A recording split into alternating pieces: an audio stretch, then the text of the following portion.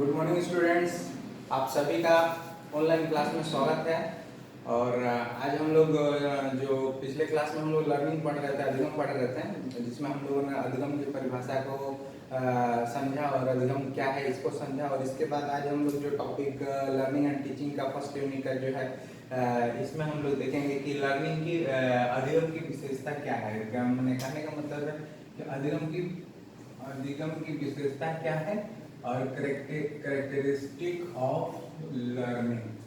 अब हम लोगों को देखना है कि लर्निंग की विशेषता क्या है। हम लोगों ने पिछले क्लास में जो देखा कि लर्निंग का डेफिनेशन क्या है, उसके अकॉर्डिंग आज हम लोग देखेंगे कि लर्निंग की विशेषता क्या है। क्योंकि एक बार और भी बता दिया जाए कि लर्निंग जो अधिगम जो है, जो जन्म से ही प्रारंभ हो जाती है और जीवन पर्यंत चलते रहती है। और इसकी गति जीवन काल में कभी मध्यम गति में रहती है, कभी तीव्र गति में रहती है, लेकिन लर्निंग की प्रक्रिया कंटिन्यू चलने वाली प्रक्रिया है। और लर्निंग को हम लोग कह सकते हैं कि एक जीवन का एक अनुभव है, एक पूंजी है, जो हम लोग सीख के रूप में, अनुभव के रूप में इकट्ठा करते हैं। और लर्निंग जो है वातावरण की उपज है, जिसको आज हम लोग देखेंगे विस्तार पूर्वक कि लर्निंग की क्या क्या विशेषताएं हैं, लर्निंग का कैरेक्टरिस्टिक क्या है। जिसमें हम लोग सबसे पहले पॉइंट में बात करेंगे कि अधिगम विकास है। अधिगम विकास है, लर्निंग इज ग्रोथ। अब यहाँ पे बात आ रही है कि लर्निंग जो विकास है, लर्निंग जो ग्रोथ है, तो लर्निंग ग्रोथ किस मायने में ग्रोथ है। कहने का मतलब है कि हम लोग बच्चा जब अपने पर्यावरण में जन्म लेता है, तो जन्म के साथ साथ वो अपने इन्वायरमेंट के संपर्क में आ जाता है। और जैसे जैसे इन्वायरमेंट के संपर्क में आता है, वैसे वैसे उसके अंदर मानवीय गुण का विकास होता है। और वो अपने इन्वायरमेंट में क्रिया प्रतिक्रिया, अनुभव, प्रशिक्षण और शिक्षण के माध्यम से वह अपने रोजमर्रा के जीवन या फिर अपने अंदर एक विशेष कौशल को सीखता है, या फिर उसके माध्यम से वो अपना ग्रोथ करता है। तो लर्निंग की अगर हम लोग बात करें कि लर्निंग विकास है, जो व्यक्ति लर्निंग बेहतर रूप से करता है, उसके अंदर बहुत सारे गुणों का विकास होता है। और उन गुणों के माध्यम से वह अपने इन्वायरमेंट में बेहतर से बेहतर एडजस्टमेंट को कर पाता है। तो लर्निंग को अगर हम लोग देखते हैं तो लर्निंग एक विकास की प्रक्रिया है, लर्निंग कंटिन्यू चलने वाली प्रक्रिया है। प्रत्येक व्यक्ति जितना बेहतर तरीके से लर्निंग करेगा, उतना ही बेहतर तरीके से उसके अंदर गुणों का विकास होगा और उसका ग्रोथ और डेवलपमेंट होगा। उसके बाद जो हम लोगों का सेकेंड पॉइंट है कि अधिगम समायोजन है। अधिगम समायोजन करने का learning is adjustment. Learning is adjustment क्या है कि लर्निंग के अंतर्गत हम लोग देखते हैं कि लर्निंग एक एडजस्टमेंट है। जिस तरह से हम लोग किसी भी परिवेश में उपस्थित होते हैं, तो उस परिवेश में हम लोगों के पास अगर उस परिवेश का ज्ञान हो, अगर उस वातावरण का ज्ञान हो, उस परिस्थिति का ज्ञान हो, तो उस ज्ञान में हम लोग बेहतर रूप से एडजस्ट कर पाएंगे। तो हमारे पास अगर लर्निंग बेहतर होगी, तो उस लर्निंग के माध्यम से हम लोग किसी भी तरह के वातावरण में हम लोग एडजस्ट कर पाएंगे और बेहतर तरीके से हम अपने कार्य को सुनिश्चित कर पाएंगे। तो यहाँ पर हम लोग देखते हैं कि लर्निंग जो है क्या है, लर्निंग एडजस्टमेंट है। लर्निंग, जिस व्यक्ति का बेहतर लर्निंग रहता है या फिर लर्निंग के माध्यम से जो गुणों का विकास होता है, उन गुणों के कारण हम लोग किसी भी क्षेत्र में बेहतर से बेहतर एडजस्टमेंट कर पाएंगे।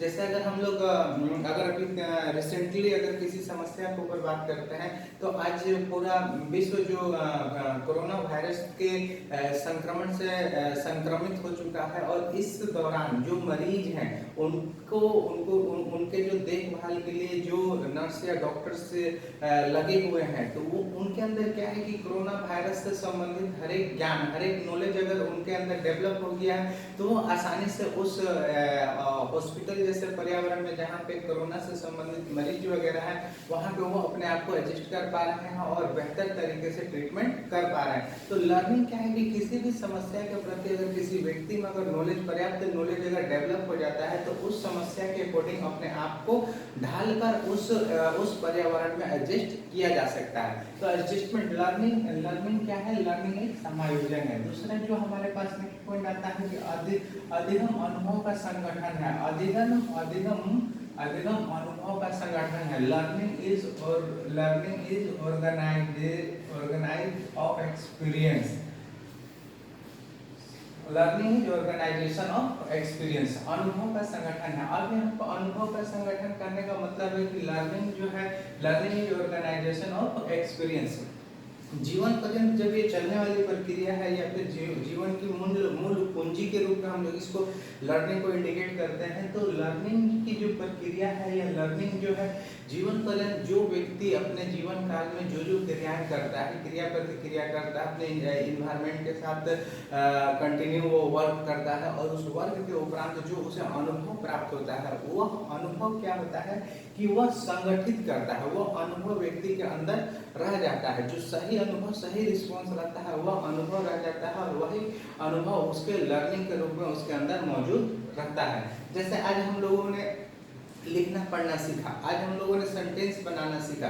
तो सेंटेंस बनाना जब हमने सीख गया, जन्मजात हमें सेंटेंस बनाना नहीं आता था, लेकिन हमने इस पे शिक्षा से संबंधित क्षेत्र में कार्य किया और हमने सेंटेंस बनाना सीख गया। तो वो हमारे अंदर क्या हुआ कि वो अनुभव संगठित हो गया और उसे हम लोग जीवन पर्यंत जब भी जरूरत पड़ती है उसका हम लोग इस्तेमाल करते हैं। उसके बाद से जो नेक्स्ट पॉइंट आता है, अधिगम स्व उद्देश्य होता है। अधिगम स्व उद्देश्य मतलब लर्निंग इज ए पर्पसफुल।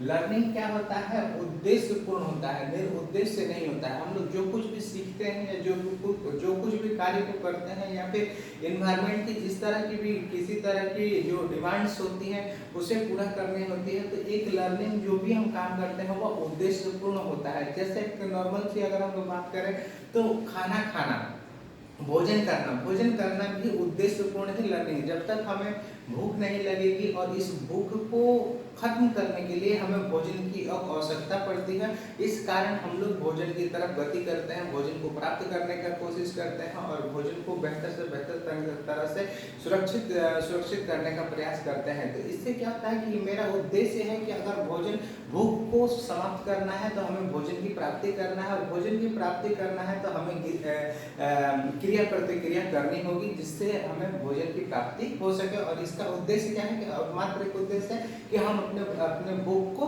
मिटा सकें। तो इस तरह से अगर हम लोग अपने एनवायरनमेंट में अगर एक बेहतर नागरिक के रूप में विकसित होना चाहते हैं तो उसके लिए क्या है कि हमें शिक्षा प्राप्त करनी होगी, शिक्षा के गुणों को अपने अंदर विकसित करना होगा, तभी जाकर हम बेहतर से बेहतर एक नागरिक बन पाएंगे। तो लर्निंग क्या होता है कि ये उद्देश्यपूर्ण होता है, निरुद्देश्य नहीं होता है। जब तक इसमें कोई उद्देश्य नहीं होगा तब तक हम लोग लर्निंग को पर्याप्त मात्रा में नहीं कर पाएंगे। जैसे अगर हमें एक बेहतर जॉब चाहिए, अगर हमको एक बेहतर जॉब चाहिए तो उसके लिए एक बेहतर कौशल हमारे अंदर होना चाहिए और उस कौशल को डेवलप करने के लिए हम लोग दिन प्रतिदिन मेहनत करते हैं और नए नए एक्टिविटीज करते हैं और नए नए कार्य को करते हैं, जिससे हमारे अंदर एक तरह विशेष कौशल विकसित होता है, जिससे हम अपने उद्देश्य जो हमें जॉब की प्राप्ति मेरे उद्देश्य है तो हम उसे प्राप्त कर सकते हैं। तो यहाँ पे हम लोग करते हैं कि अधिगम क्या है, स्व उद्देश्य होता है, लर्निंग पर्पसफुल होता है। उसके बाद से नेक्स्ट पॉइंट जो आता है कि अधिगम विकासपूर्ण एवं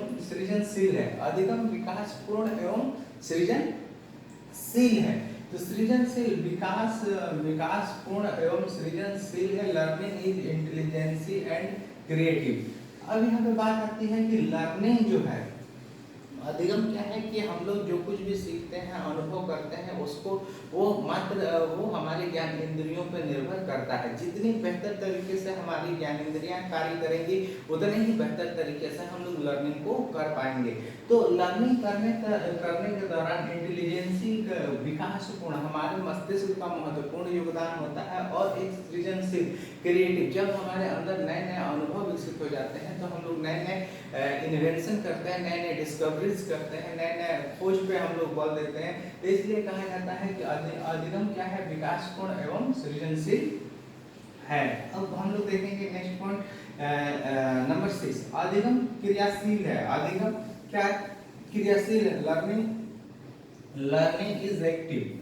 लर्निंग क्या प्रक्रिया है कि लर्निंग एक क्रियाशील प्रक्रिया है, क्योंकि लर्निंग जो है, अधिगम जो है, ये कोई जन्मजात बच्चे में उत्पन्न होने वाला गुण नहीं है। जो बच्चा एनवायरनमेंट में जितना एक्टिव रहेगा, जितना कार्य करेगा, उतने ही बेहतर तरीके से उसके अंदर कौशल और कई कौशल को एक व्यक्ति डेवलप कर सकता है। जैसे मान लीजिए कि किसी एक व्यक्ति में पढ़ने की भी इंटरेस्ट, पढ़ाई का इंटरेस्ट है, पेंटिंग का इंटरेस्ट है, गेम का इंटरेस्ट है।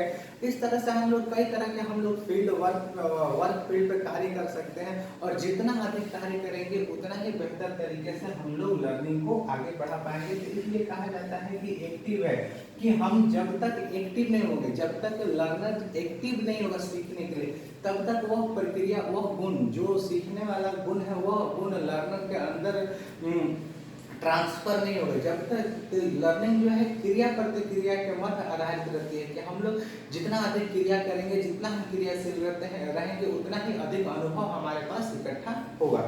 उसके बाद हम लोगों का नेक्स्ट आता है कि अधिगम व्यक्तिगत एवं सामाजिक दोनों है। Learning is both individual and social. अब यहाँ पे होता है कि लर्निंग जो है व्यक्तिगत, पहले यहाँ पे व्यक्तिगत है कि अगर हम लोग शिक्षा को प्राप्त करते हैं तो शिक्षा का एक गुण है जो से हम लोग प्राप्त करते हैं, तो उसके माध्यम से पहले सबसे पहले हम खुद का विकास करते हैं, और उसके बाद क्या होता है कि अगर हम खुद विकसित हो जाएंगे तो हम जिस सोसाइटी में रहते हैं उस सोसाइटी को भी उस ज्ञान का लाभ मिलेगा। इसलिए कहा जाता है कि अगर किसी भी गुण, जैसे मान लीजिए कि एक डॉक्टर अगर चिकित्सा क्षेत्र में अगर उपाधि को धारण करता है, तो सबसे पहले तो वो अपने को उस गुण से लाभान्वित किया, और उस गुण के माध्यम से समाज में और भी जो लोग हैं जो स्वास्थ्य से संबंधित अगर उनमें किसी भी तरह की तकलीफ आती है तो वो डॉक्टर उनको सहायता भी करता है। तो या फिर एक शिक्षक अगर एक शिक्षक है तो वो जब ज्ञान की प्राप्ति करता है तो सबसे पहले वो खुद का विकास करता है, और उसके बाद समाज के अन्य लोगों का भी शिक्षा के माध्यम से उसका विकास करता है। उसके बाद से हम लोगों के पास जो नेक्स्ट पॉइंट आता है, अधिगम वातावरण का परिणाम स्वरूप है। Learning is a product of environment. अब यहाँ पे बात आती है कि learning is a product of environment, वातावरण का परिणाम है। अधिगम जो है प्रारंभ से ही, जो हम लोग कह रहे हैं कि अधिगम जन्म से लेकर मृत्यु तक चलने वाली प्रक्रिया है। तो एक बच्चा एक जन्म से लेकर मृत्यु तक किसी न किसी अपने इन्वायरमेंट में रहता है, और प्रत्येक इन्वायरमेंट के अनुसार वो कुछ लर्निंग के माध्यम से कुछ पर्यावरण को परिवर्तित करता है और कुछ खुद को परिवर्तित करता है। तो यहाँ पे जो वातावरण में जिस तरह का डिमांड होगा, वातावरण जिस परिस्थिति का होगा, ठंडा होगा, गर्म होगा या वर्षा में होगा, जिस तरह का भी वातावरण होगा, बच्चा उस वातावरण में अपने आप को बेहतर एडजस्टमेंट के लिए उस रूप से ढाल लेगा। तो इसमें हम लोग देखते हैं कि अगर हमारे पर्यावरण में जिस तरह का भी डिमांड्स होंगे, जिस तरह की कमियां होंगी, जिस तरह के सुधार की आवश्यकता होगी, उसे दूर करने के लिए हम लोग लर्निंग करते हैं, और उस लर्निंग के माध्यम से हम लोग खुद में भी परिवर्तन करते हैं और अपने एनवायरनमेंट में भी परिवर्तन करने का प्रयास करते हैं। चलिए आज के लिए इतना। आशा करते हैं कि आप लोगों को ये समझ में आया होगा, और इसको आप लोग नोट डाउन कर लीजिएगा।